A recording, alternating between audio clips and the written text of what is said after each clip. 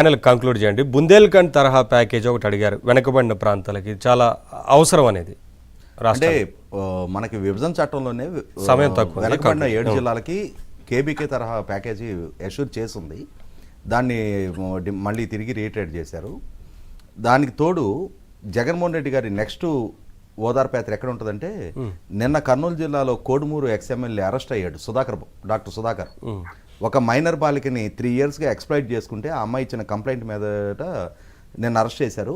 ఇప్పుడు మళ్ళీ రేపు వెళ్ళి ఆయన్ని పరామర్శించి జైలు బయట ఏం ప్రెస్ మీట్ పెడతాడంటే, ఏముందయా ఎదురుగా ఆడపిల్ల కనిపించింది, దానికే మీరు మంచోడు కాబట్టే కదా ఎమ్మెల్యే గెలిపించారు, మంచోడు అయినప్పుడు ఇంకా ఈ అమ్మాయి మటు కంప్లైంట్ ఇవ్వాలా, దాన్ని చంద్రబాబు నాయుడు తీసుకెళ్ళి మాజీ ఎమ్మెల్యేని అరెస్ట్ చేయాలా, ఇదంతా అన్యాయం అక్రమం అని చెప్పని మళ్ళీ ప్రెస్ మీట్ పెడతాడు. చూడండి, ఇట్లా పెట్టుకుంటూ పోతే ఆయనకి ఈ పరామర్శలతోనే సమయం అంతా సరిపోతుంది. అంటే ఫస్ట్ టెన్యూర్ జరుగుద్ది, తర్వాత జైల్లో ఉన్నప్పుడు మిగిలిన వాళ్ళందరూ ఆయన పరామర్శించాలి. చెప్పండి యామిని గారు, చెప్పండి, కంక్లూడ్ చేయండి, సమయం తక్కువ.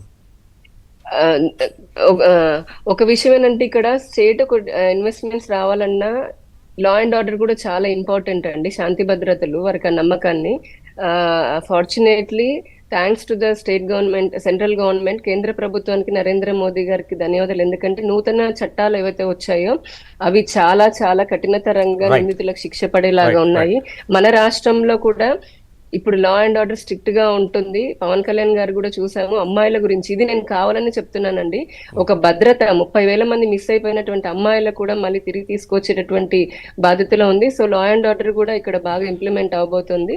అదొక మంచి సైన్ ఈవెన్ ఇన్వెస్టర్స్ కి కూడా. థ్యాంక్ యూ యామిని గారు, ప్రసాద్ గారు, రాజేష్ గారు, థ్యాంక్ యూ డిబేట్లో పాల్గొన్నందుకు. అది మొత్తంగా అయితే 7 ప్రాధాన్యతగా ఉన్న అంశాలకు సంబంధించి నివేదించినట్లు తెలుస్తోంది. వాటన్నిటికి సంబంధించి కేంద్రం ఇప్పటికే సానుకూలంగా స్పందించింది. ఈరోజు కూడా పలువురు కేంద్ర మంత్రులతోని ఏపీ సీఎం చంద్రబాబు భేటీ కాబోతా ఉన్నారు. ఆర్థిక మంత్రి నిర్మలా సీతారామన్తో భేటీ అయి రాష్ట్ర ఆర్థిక స్థితిగతుల గురించి కూడా చర్చించే అవకాశం ఉన్నట్లుగా తెలుస్తోంది. ఇది వాటి చర్చ. చూస్తూనే ఉండండి ఏబిఎన్ ఆంధ్రజ్యోతి.